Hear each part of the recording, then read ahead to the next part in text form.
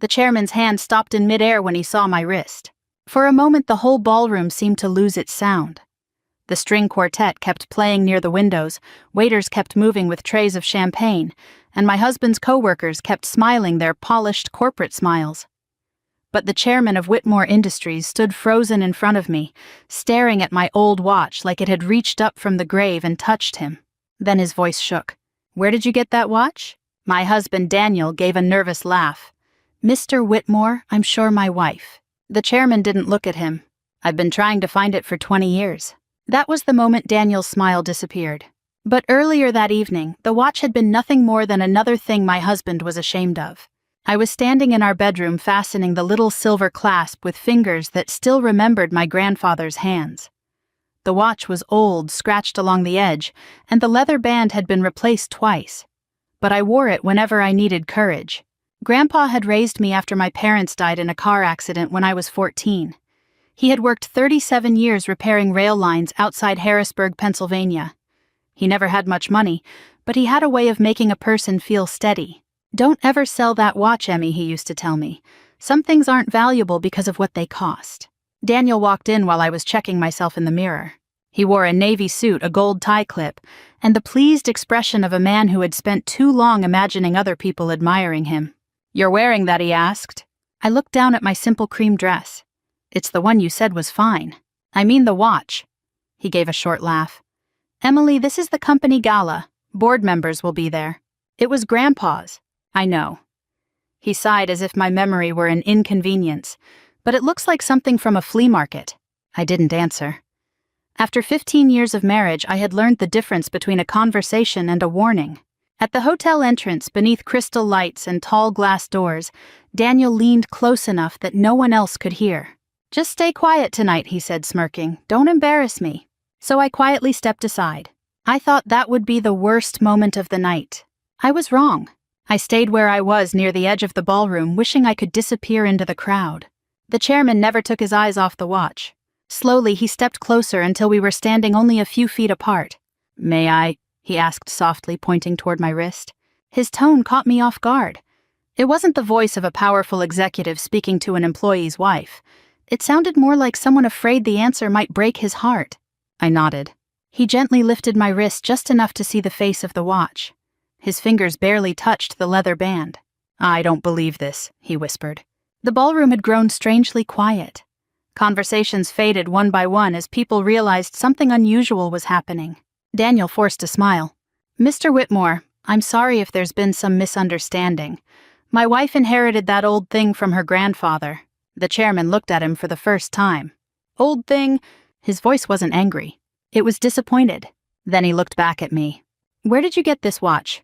"It belonged to my grandfather," I answered. "He left it to me before he passed away 6 years ago." The chairman swallowed hard. "What was his name?" For a second I hesitated.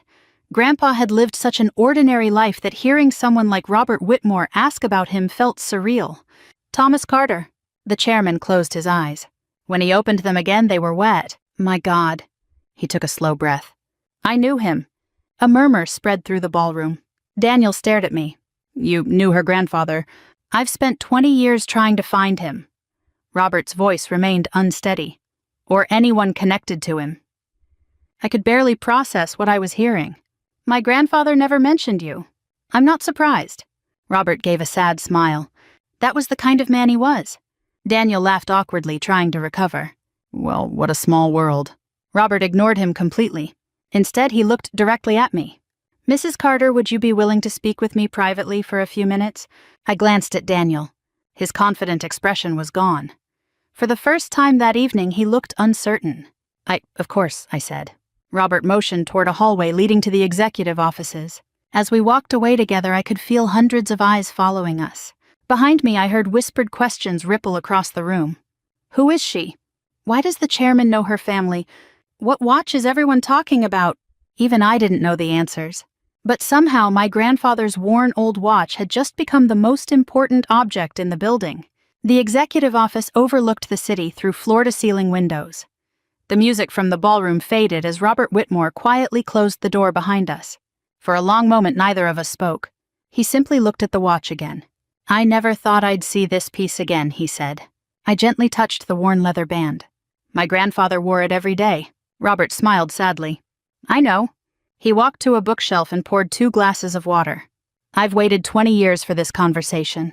I accepted the glass, still unsure whether I should be nervous or curious. My grandfather never talked much about his past, I admitted. He always said ordinary people don't make interesting stories. Robert chuckled. That's exactly what he would have said. He leaned against his desk, his eyes fixed somewhere far beyond the office walls. 20 years ago, Whitmore Industries wasn't Whitmore Industries. I frowned. What do you mean? It was a company with 12 employees, mountains of debt, and a bank ready to shut us down.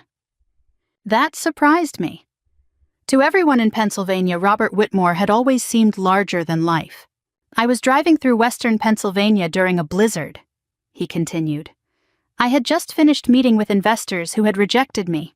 I honestly believed my business and everything I'd worked for was over. He smiled faintly. Then my car slid off an icy road. Without realizing it, I leaned forward. The engine died. My cell phone had no signal. This was before smartphones made everything easy. He paused. I thought I might freeze to death. And my grandfather found you? Robert nodded. He drove an old pickup truck. He pulled over without hesitation. That sounded exactly like Grandpa. He got me into his truck, took me home, made coffee, and insisted I stay the night because the roads were too dangerous. I smiled despite myself. He always believed nobody should travel in a snowstorm. Robert laughed softly. He also refused every dollar I offered him. That didn't surprise me either. He repaired enough of my car to get me back on the road the next morning. Robert's expression slowly turned serious. But what he gave me wasn't transportation. He looked directly into my eyes. He gave me hope. I felt a lump forming in my throat. My grandfather was just a railroad mechanic. Robert gently shook his head. No, Emily. He was the man who reminded me that character matters more than success. Outside the office, I could hear faint laughter from the ballroom. Inside, I was beginning to realize that the man who had raised me had left behind a story I had never known. And somehow, it was only the beginning. When Robert and I returned to the ballroom, the conversations resumed, but the atmosphere had changed. People weren't watching the chairman anymore. They were watching me. I had attended enough company events over the years to recognize those curious glances. They weren't hostile. They were searching for an explanation. Daniel met us halfway across the room. His smile looked practiced. Everything all right? He asked. Robert answered before I could. More than all right. He turned to Daniel. You have a remarkable wife. For a split second, I thought Daniel would smile with pride. Instead, he looked confused. Thank you, sir. Robert excused himself to greet members of the board, leaving us standing together beneath a crystal chandelier. Daniel waited until the chairman was out of earshot. What was that about? I honestly don't know everything yet. You were in there almost 20 minutes. He knew Grandpa. Daniel frowned. Your grandfather? Apparently they met years ago. He folded his arms. And that's it. I think there's more to the story. He glanced toward Robert, who was laughing with several directors. Interesting. His voice sounded calm, but after 15 years together, I knew the tiny signs. The tight jaw, the forced smile, the way he straightened his cufflinks whenever he felt uncomfortable. For years, I had quietly adjusted my life to fit his growing ambitions. When we first married, Daniel worked long hours selling industrial equipment. We celebrated promotions with takeout pizza because we couldn't afford restaurants. Back then, he loved that I came from a hard-working family. He used to say my grandfather reminded him of his own father. Somewhere along the way, success changed him.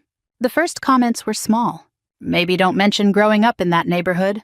Then, executives don't really understand people like your grandfather. Eventually, you don't have to wear those old sentimental things everywhere. Each remark sounded harmless by itself. Together, they slowly taught me to become smaller, to speak less, to blend into the background. Tonight had been no different. Except this time the background had unexpectedly become the center of attention. Across the ballroom, Robert caught my eye. He raised his glass slightly in my direction, not as a chairman acknowledging an employee's spouse, but as a man honoring someone who had changed his life, Daniel noticed.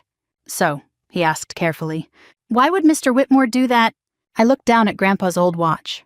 I don't think he's honoring me. I gently ran my thumb across the scratched crystal. I think he's still trying to thank the man who wore it before I did. For the first time all evening, Daniel had no answer.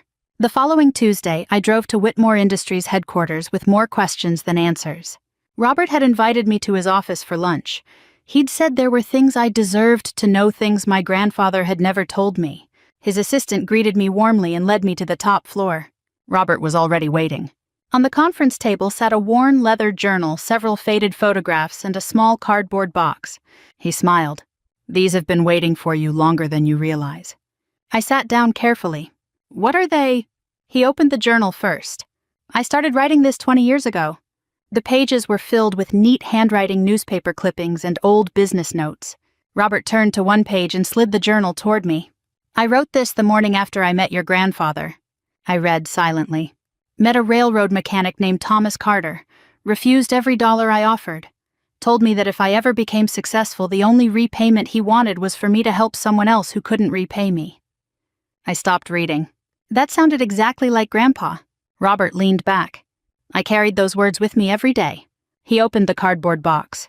Inside were old newspaper articles about Whitmore Industries' early years. One headline caught my attention.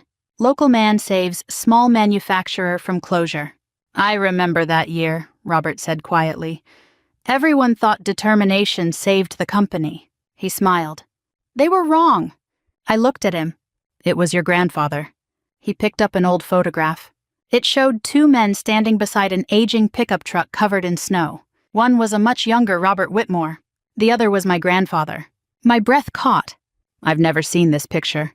I kept it because he wouldn't let me take another one." Robert laughed softly. He said, "One photograph is plenty. Nobody needs to remember an old mechanic." I couldn't help smiling through the tears gathering in my eyes. "That sounds like him." Robert became serious again. "I searched for him for years." "What happened?" I went back to the address where he had taken me. "And the house had been sold." He sighed. "The neighbors told me he'd moved to care for his granddaughter after a family tragedy." My throat tightened. Me. He never left a forwarding address.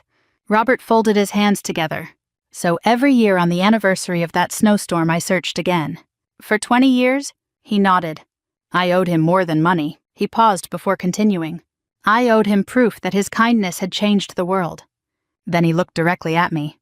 "I can't thank Thomas Carter anymore." His eyes drifted to the watch on my wrist. "But perhaps I can honor the legacy he left in you." 3 weeks later, Whitmore Industries held its annual Employee Appreciation Ceremony. Unlike the formal gala, this event welcomed employees from every department. Families filled the auditorium. Children waved little company flags while retirees greeted old friends they hadn't seen in years. Daniel adjusted his tie as we found our seats near the front. "I still don't know why Mr. Whitmore insisted we both attend," he admitted. "Neither do I." The truth was, Robert had been unusually secretive since our lunch.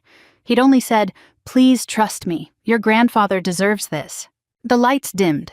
After recognizing employees for years of service, the master of ceremonies invited Robert onto the stage. The audience applauded warmly. Robert smiled, then surprised everyone. "Today," he began, "I'm going to skip part of the program." A ripple of laughter moved through the room. "I've spent most of my career being thanked for building this company."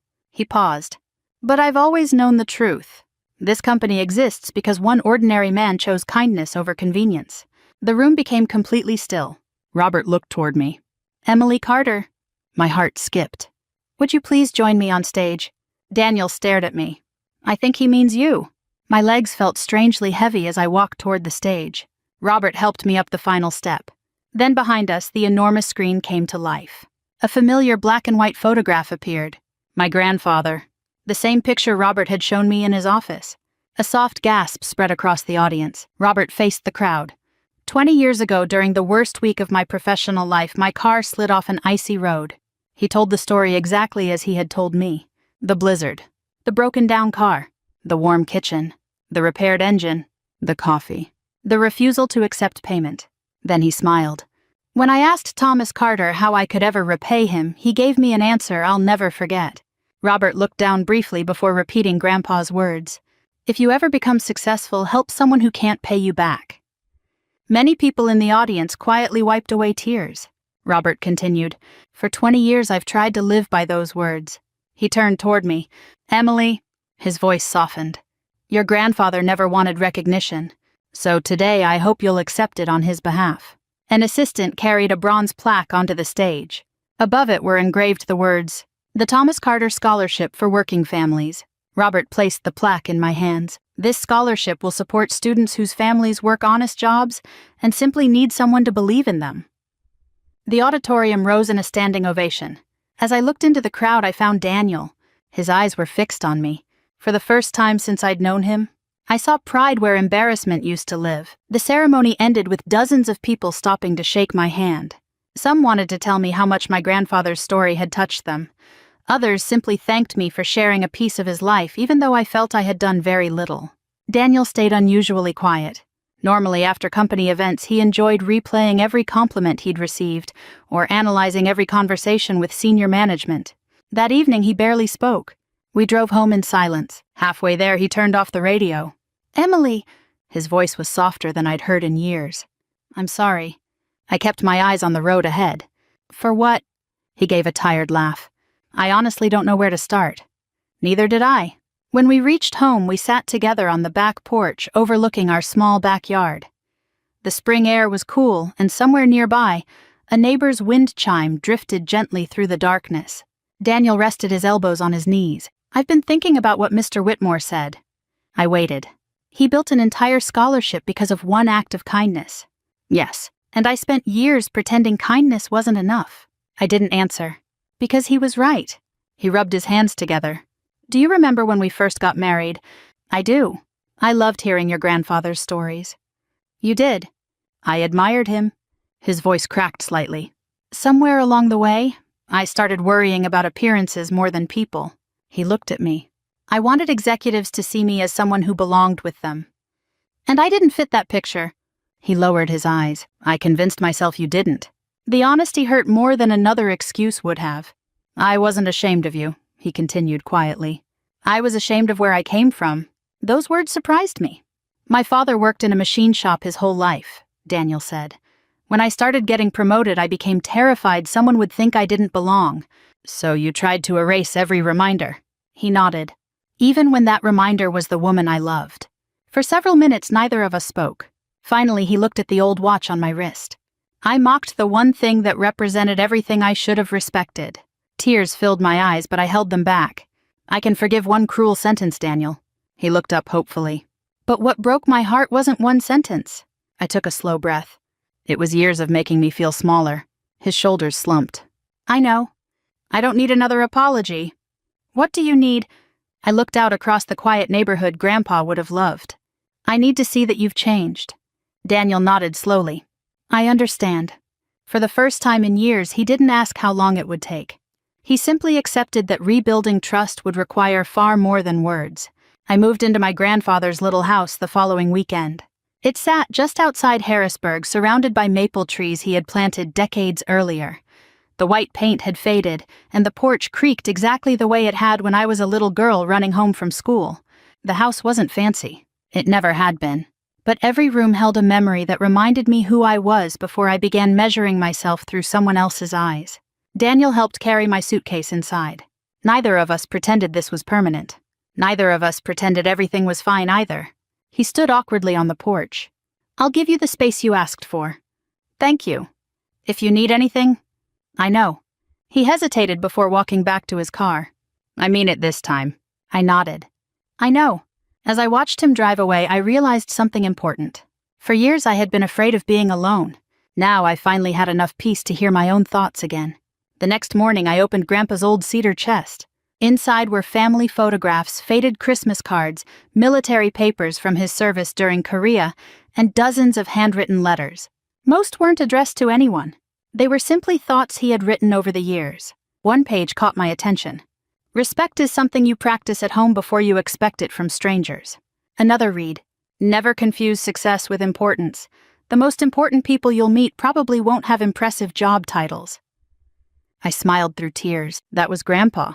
Simple words, lasting wisdom. Over the following weeks, I stayed in touch with Robert. One afternoon, he invited me to visit the new scholarship office.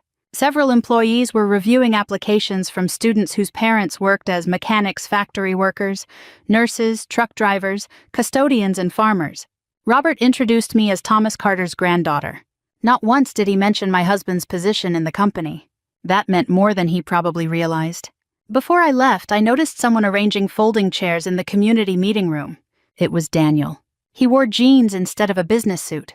His sleeves were rolled up. He was laughing with volunteers while carrying heavy boxes filled with donated school supplies. He hadn't seen me yet. Robert quietly stepped beside me. He comes every Saturday. I looked at him. I didn't ask him to. I know. He never tells anyone from work. Robert smiled. He said this isn't about repairing his reputation. It's about becoming the man he should have been all along. I watched Daniel kneel to help an elderly volunteer tape shut a cardboard box. There were no executives watching. No promotions to earn.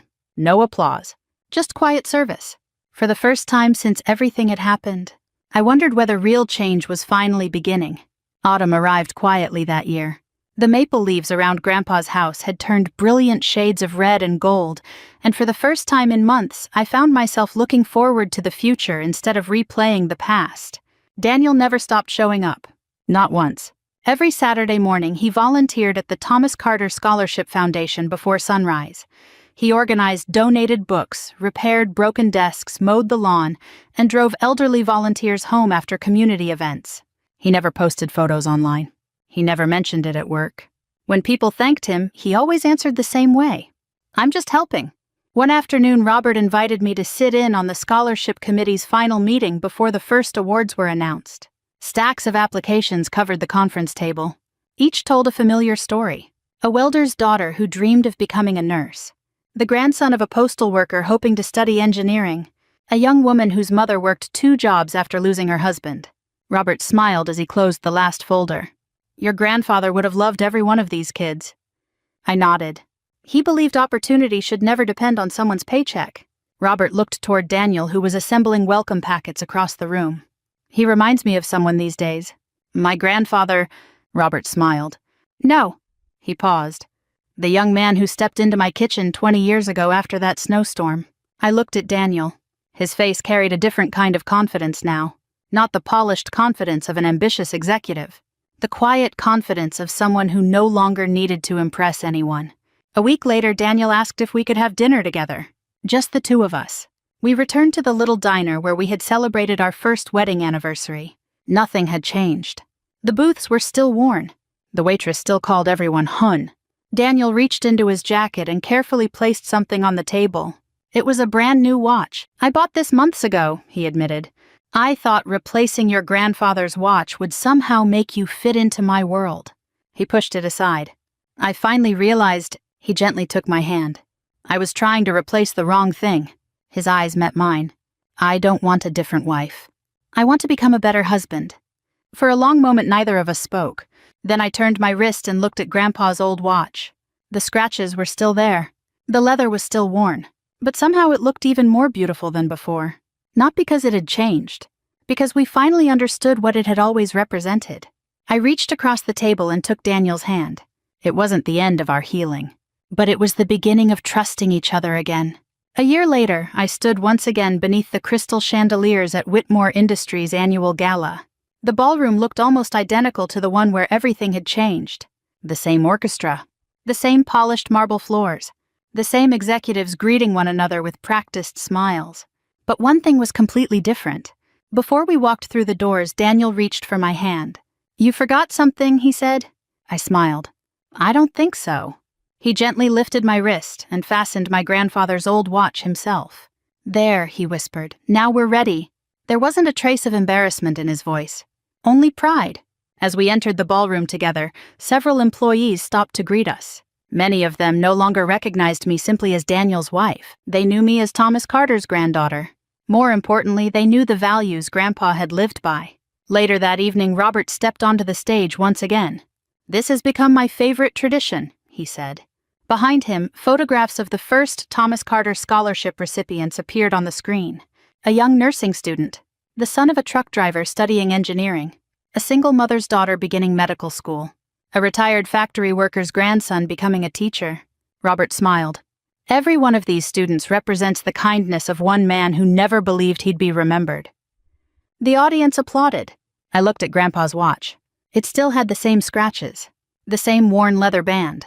Nothing about it had changed, yet everything around it had. For years I believed the watch was my grandfather's greatest gift to me. I finally understood I had been wrong.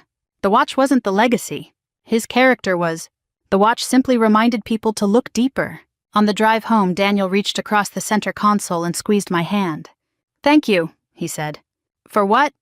"For giving me the chance to become the man I should have been all along." I smiled. "I didn't change you." "You decided to change," he nodded. "And your grandfather showed me how." As I looked out the window, I realized revenge had never been the ending my grandfather would have wanted. Public humiliation would have lasted one evening. But genuine humility, that could change a lifetime.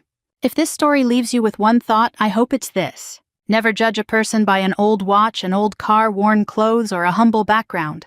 The greatest treasures people carry are often invisible until life gives them a chance to shine.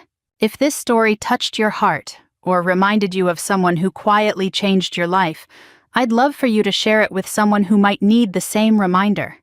And if you enjoy heartfelt stories about family dignity and second chances, I hope you'll join me again.